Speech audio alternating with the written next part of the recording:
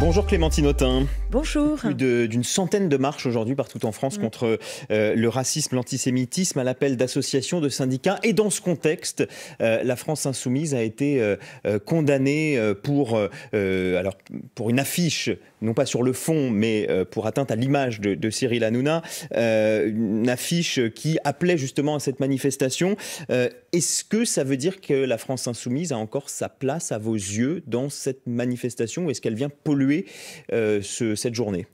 La polémique autour de cette affiche a évidemment pollué l'appel à cette journée, et je veux rappeler qu'il y a 500 associations, partis qui appellent partout en France aujourd'hui à se mobiliser contre le racisme et le fascisme. Nous sommes dans une période qui est une période très trouble de notre histoire, avec une vague brune qui souffle très fort, notamment trumpiste. Et en France, la menace de l'extrême droite, qui a maintenant quasiment un pied dans la porte, et il va falloir l'en déloger, est là, sous nos yeux. Donc ce qu'il faut aujourd'hui, c'est rassembler toutes celles et ceux qui sont attachés à l'égalité et qui vont dans la rue défendre l'égalité. Mais Clémentine Autain, ces affiches qui caricaturent Cyril Hanouna clairement avec des codes graphiques anti-juifs, je reprends la question d'Adrien, est-ce que les insoumis ont leur place dans ces manifestations, dans ce cadre-là? Mais les insoumis, là, c'est une erreur de qui? De Jean-Luc Mélenchon, de communication, et de la direction de la France insoumise, qui a manqué de clarté. Ils ont retiré cette affiche. On ne peut pas dire que les militants insoumis, excusez-moi, mais on ne peut pas dire que les militants insoumis n'ont pas leur place dans une manifestation contre le racisme et l'antisémitisme. Il y a une inversion de l'histoire. C'est ce que je veux dire. Notre histoire à gauche, et les militants insoumis sont des gens de gauche. Notre histoire, normalement, elle est claire. Nous sommes même rassemblés et fondés sur l'histoire de l'affaire Dreyfus. Et donc, c'est notre combat. Mais comment vous expliquez qu'elles aient pu être conçues, ces affiches, chez les insoumis, que vous décrivez telles que vous les décrivez? C'est un dérapage ou c'est plus que ça? C'est grave, c'est profond, c'est grave, c'est irresponsable. Donc, ce n'est pas un dérapage à vos yeux? C'est un dérapage, c'est une erreur manifeste, mais je pense que... Pardonnez-moi, juste pour préciser, erreur, ça veut dire qu'il n'y a pas forcément de volonté de la commettre. Ça peut être une erreur, on peut faire une erreur sans faire attention. Non, la question de Bérangère était, est-ce que ça a pu être volontaire? Le problème, c'est que, comme on dit, errare humanum est perseverare diabolicum. Ça veut dire qu'on a le droit de faire des erreurs, mais quand on persiste, c'est diabolique. Donc c'est Jean-Luc Mélenchon là qui est diabolique, avec cette colère, avec... Laissez-moi terminer, je vous assure, je vais vous répondre, il n'y a pas de souci. Jean-Luc Mélenchon ne me paraît pas à la hauteur du moment de ce point de vue-là, parce qu'il ne reconnaît pas que c'était une erreur, qu'il met cela uniquement sur le dos d'une campagne de l'extrême droite qui, en effet, en profite, évidemment, pour le faire.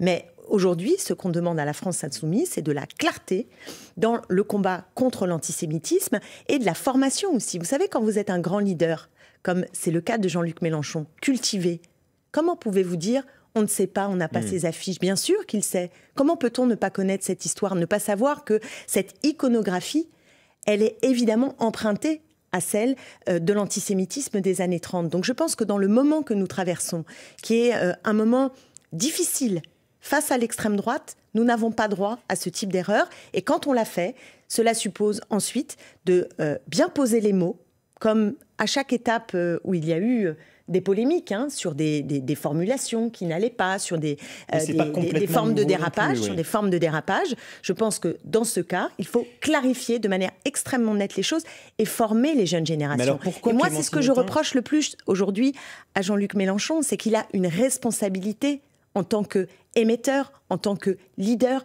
vis-à-vis des jeunes générations. Et on ne peut pas, si vous voulez, le combat contre le racisme, contre la haine des musulmans, il doit être accompagné toujours du combat contre l'antisémitisme. Votre constat est très clair, mais quelle conclusion vous en tirez? Je veux dire, quand il dit « ça suffit » sur un plateau de France 3, c'est lui, ça suffit, Jean-Luc Mélenchon? Je pense que ça suffit, ces histoires. Oui, je pense que là, ça a pollué l'appel à la manifestation. De quoi on parle ce matin? Franchement, on a autre chose à faire, je vous assure. Donc, ce matin, moi, ce que je dis, c'est que nous devons être mobilisés contre les actes racistes et antisémitistes qui sont en explosion. Ils ont été multipliés par 3 depuis le 7 octobre. Donc on est dans un moment aussi où on sent qu'il y a des blessures, les gens ne se parlent plus, on est dans une concurrence victimaire qui est épouvantable, absolument épouvantable. Donc il faut arrêter ça. Et la responsabilité de la gauche, c'est d'être irréprochable sur tous les sujets qui touchent à l'égalité. Pas l'identité. Ne rentrons jamais dans ça. Vous savez, vous mettez le doigt dans l'identité, la guerre des identités. Tout le monde. Voilà. Là, Olivier Faure, il dit que voilà, c'est un débat qui peut exister. La guerre, je vous assure, l'identité, c'est un sujet amené par l'extrême droite et qui est favorable à l'extrême droite. C'est pas une question. Il n'y a pas d'issue. Après tout, notre combat à nous, c'est celui de l'égalité. Mais la gauche pourrait proposer une identité. C'est ce que dit Olivier Faure. Hein. Je ne suis pas son porte-parole, mais il dit voilà, la gauche peut proposer aussi une identité avec des valeurs de gauche. Une identité française avec des valeurs de gauche, c'est possible. Je vous le redis, je pense que notre bataille à nous, c'est l'égalité. Voilà. Parlons d'égalité. Ça fait partie, en effet, de notre histoire française. Il parle de quoi, alors, Jean-Luc Mélenchon, à vos yeux, en ce moment ? Comment ça, il parle de quoi ? Vous dites faut qu'on parle d'égalité. Il parle de quoi, Jean-Luc Mélenchon, les Insoumis ? Vous dites, voilà, ils ne sont pas dans le mouvement qui est... Non, je parle uniquement de l'affaire de l'affiche Hanouna et d'autres termes qui ont été des formes de dérapage. Mais on ne va pas faire toute l'émission sur ça ce matin. Excusez-moi, je vous ai dit les choses très clairement. Maintenant, on a beaucoup de sujets à aborder et je trouve que c'est pas possible. Ça en faisait partie. Oui, mais c'est pas possible que la gauche. C'est pas de votre faute. Je dis juste que c'est pas possible. C'est aussi un peu la responsabilité des journalistes qui sont en boucle. Mais tiens. Mais si, aussi. Ces affiches-là, la réaction de Jean-Luc Mélenchon, là pour le coup, si vous en mettez, on va aussi répondre. C'est important d'en parler. Oui, mais vous voyez bien qu'on peut pas faire toute l'émission sur ce sujet-là. Donc il y a une responsabilité et je vous ai répondu très clairement. Je pense que les Insoumis, en tant que militants, beaucoup sont heurtés par ce qui se passe et sont malheureux. Et d'imaginer que des Insoumis n'aient pas leur place dans une manifestation contre le racisme et la bataille contre l'antisémitisme, c'est pas possible. Ça, pour le coup, dans la manif.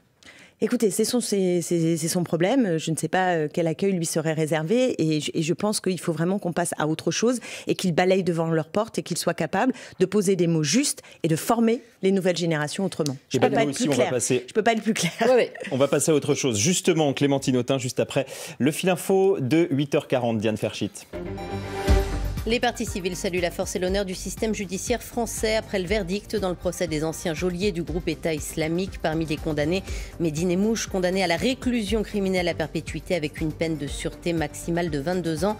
Le djihadiste déjà condamné à la perpétuité pour l'attentat du musée juif de Bruxelles. Il a à nouveau assumé être un terroriste. Je ne m'en excuserai jamais, a-t-il déclaré. Des cortèges qui ne se mélangeront pas à l'occasion de la journée de lutte contre les discriminations raciales. LFI sera par la France Insoumise mise à l'index après son affiche appelant à manifester, affiche mettant en scène l'animateur Cyril Hanouna. Le parti a d'ailleurs été condamné pour atteinte à l'image hier. Le Premier ministre François Bayrou annonce le lancement de 4 chantiers d'ici le 15 avril. 4 chantiers lancés par son gouvernement. Dans une lettre adressée au groupe parlementaire, il précise le programme de travail sur ces chantiers.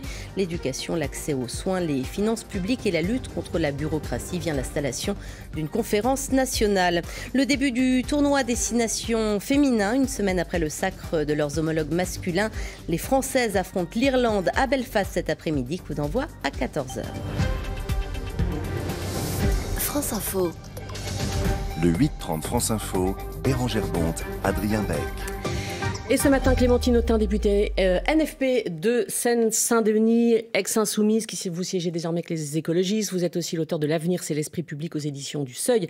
On va y venir peut-être via cette information qui nous arrive ce matin.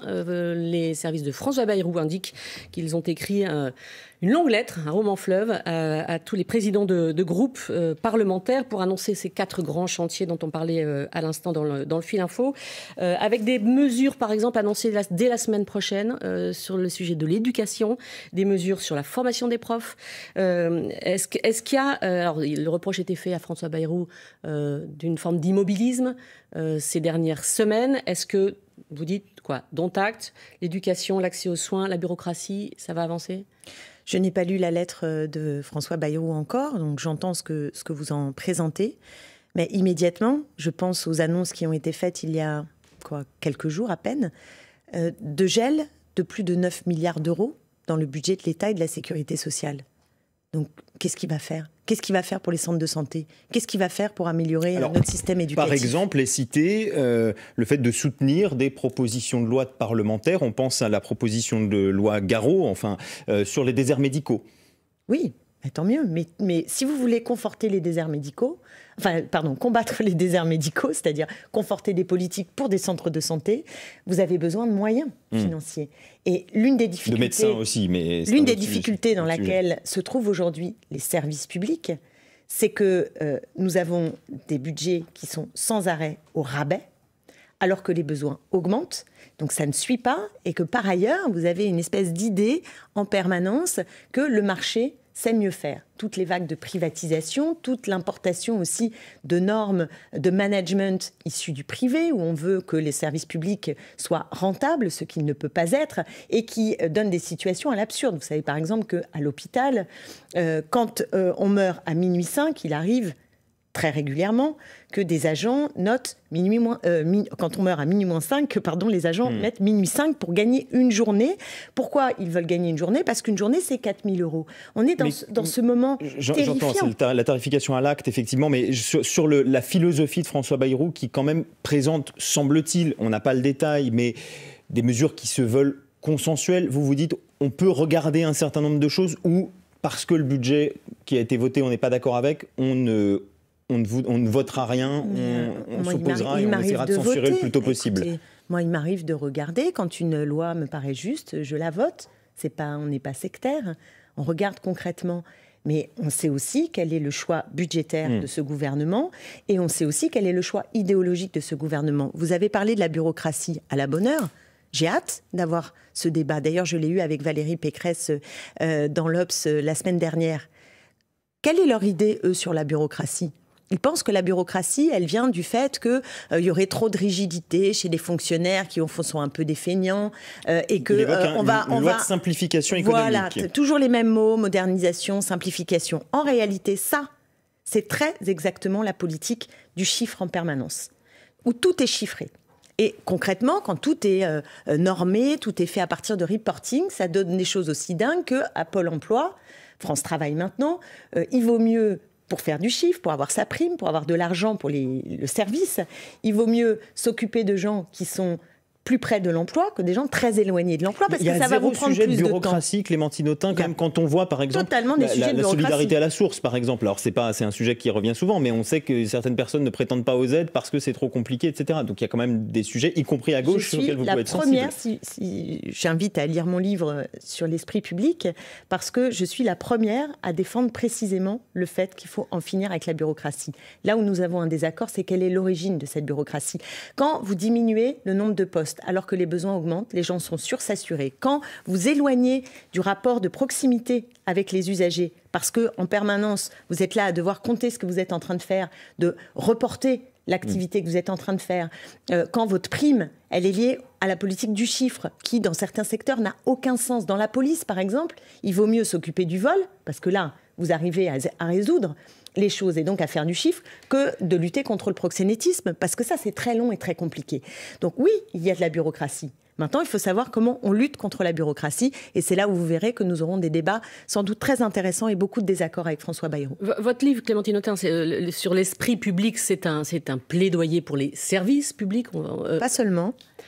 Il y a aussi ça, mais et dans un contexte, et ça nous ramène sans doute à l'actualité ukrainienne notamment, dans un contexte budgétaire contraint. Vous voyez bien le débat de ces dernières semaines. Vous parlez des besoins en matière de santé, mais comment on évite finalement, comment on va éviter de devoir choisir entre la santé et les armées ? Il faut penser aux recettes. Et c'est l'impensé depuis des décennies maintenant, où on nous explique sans arrêt qu'il n'est pas possible d'aller chercher des recettes. Donc c'est taxé, donc c'est la taxe Zuckman ? La taxe Zuckman que nous avons fait adopter avec ma collègue Eva Sass à l'Assemblée nationale et qui va être reprise au Sénat probablement en juin, elle vise précisément à taxer ceux qui gagnent, qui ont un patrimoine de plus de 100 millions d'euros et de les taxer à hauteur de 2%. C'est un impôt plancher. Et avec uniquement cela, on dégage entre 15 et 25 milliards pour les recettes publiques. Des mesures de cette nature... Ça concerne à peu près 200 foyers, on est d'accord ? 1800. Pardon, à peu près 1800 foyers en France.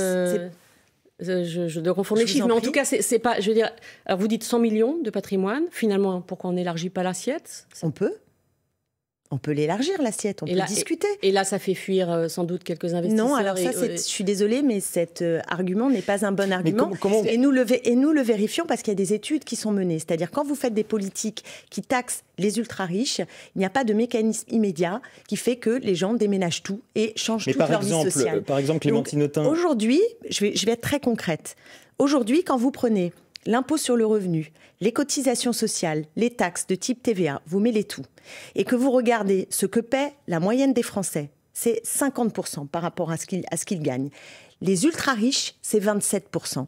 Donc aujourd'hui, si vous voulez réhabiliter l'impôt et trouver des marges de manœuvre pour satisfaire les besoins de la population, alors il faut tout simplement que les riches payent leur dû, c'est-à-dire au moins autant d'impôts que la majorité des Français. Vous avez entendu le débat, Clémentine Autain, sur ceux qui disent, par exemple, les créateurs de Mistral IA, dont l'entreprise aujourd'hui est valorisée à plusieurs dizaines, si ce n'est plusieurs centaines de millions d'euros, mais qui ne gagnent pas forcément beaucoup d'argent grâce à cette entreprise, pourraient être taxés. Or, ils n'ont pas forcément les moyens financiers de payer aujourd'hui, même s'ils sont propriétaires de leur entreprise. Non, mais là, il y a quelques cas, en fait, vous parlez de la taxe Zuckman, il y a quelques cas, c'est tout petit. C'est ce qu'on appelle les licornes. C'est tout petit. Ça, faut les exclure. On peut avoir une discussion pour savoir comment les exclure ou comment postposer. Parce que c'est toujours la question de la création, etc., de l'innovation. Je connais la fable néolibérale par cœur, tous ces arguments qu'on nous resserre ad nauseam depuis 40 ans, je n'en peux plus.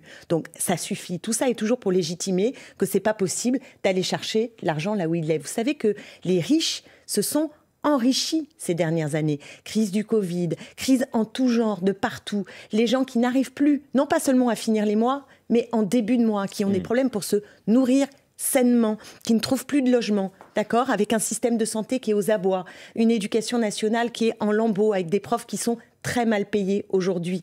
Eh bien, quand vous avez cette situation-là, je suis désolée, il faut prendre des mesures, et ce sont des mesures de justice fiscale et sociale qui s'imposent aujourd'hui. Merci à vous, Clémentine Autain, députée Nouveau Front Populaire de Seine-Saint-Denis, ex-insoumise, et vous siégez désormais avec les écologistes, je le précise. Merci d'avoir été avec nous ce matin. Merci Bérangère Bonte. Voici